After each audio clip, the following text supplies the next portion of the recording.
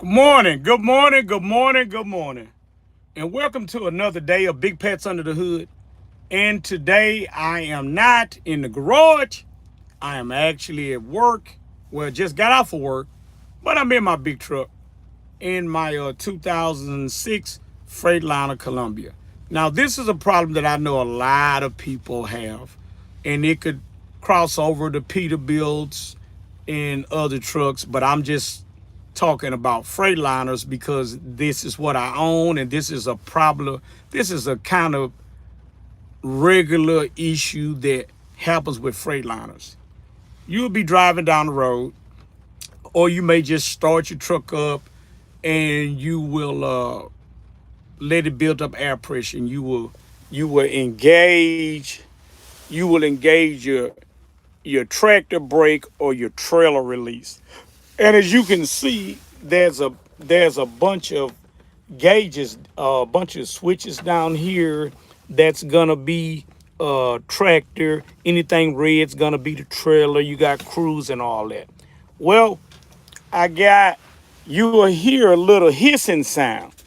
And what you do, you take this cover right here off, which is the cover that covers the ash tray and the ashtray and the trash can.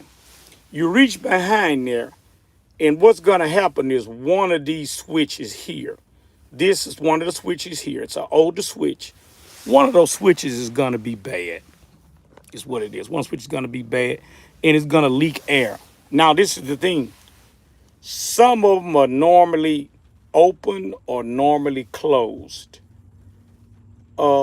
When you apply pressure to something and it closes the circuit, that means that it's a normally closed circuit. That means it's normally closed because when you don't have air, then it doesn't have any continuity here. So that would be a normally closed switch. And then when you put air to it, if you don't have any reading across here with your ohm meter, with no pressure here, that's a normally open switch. If you apply pressure and then you have continuity, then that means that switch is normally open and the pressure makes it close. And it's just the opposite. If you have continuity here with nothing feeding it, then that's a normally closed switch. But this one here is a normally open switch. And then when the air hits it, it'll transfer current from here to here. So that makes a normal open switch. But this is the one thing you gotta have. You see that it's quite close up in there. In there, it's quite close up in there. And so you don't have a lot of room. What you're gonna need to do is you're gonna need to buy you a all pressure switch socket, and it's an inch and a 16th. As you can see, it's a thin wall socket, and what it does is it allows you to take the switch and put the switch in there. Put the switch in there, and you see how it is, and it won't let it fall back. If you had a regular inch and a 16th socket, it wouldn't be thin walled.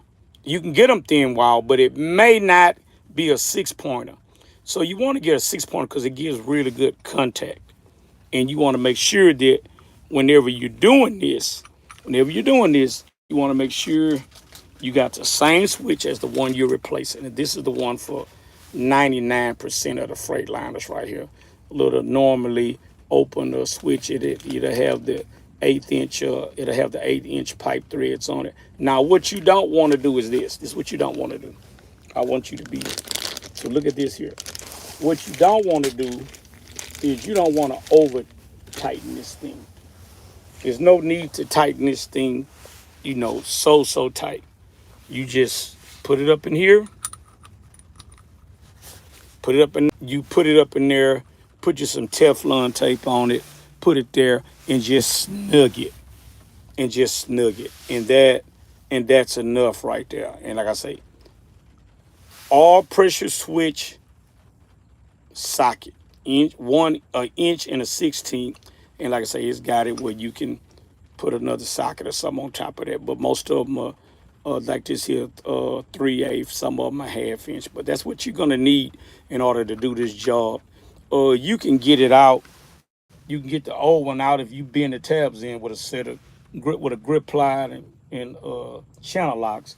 But to just make it real easy for yourself, just by this inch, just by your all pressure switch socket, and it's an inch and a 16th is what it is. An inch, and you can see the size on it right there. See it, 1 inch and a 16th right there, inch and a 16th. It's a thin wall socket, and that will get you done. So to go to a dealership, they'll probably charge you 2 hours or 3 hours minimum, $14 port, probably end up costing you $300 and some dollars. And it's something that you can do yourself without any issue. So just wanted to let you all know that if you hear that air in your dash, you open it up and you check everything, you don't find any hoses, 9 times out of 10, it's going to be one of those switches. As always, subscribe, like, share with one of your friends. I'm always putting something up when it's something that's a small, easy to do fix.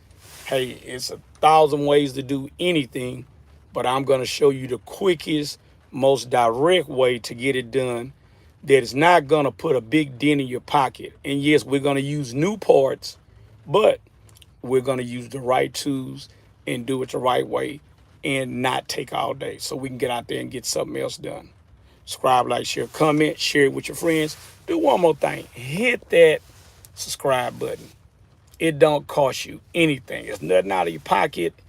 Hit the subscribe button. Hit that subscribe button. Helps the channel out. Give me a thumbs up.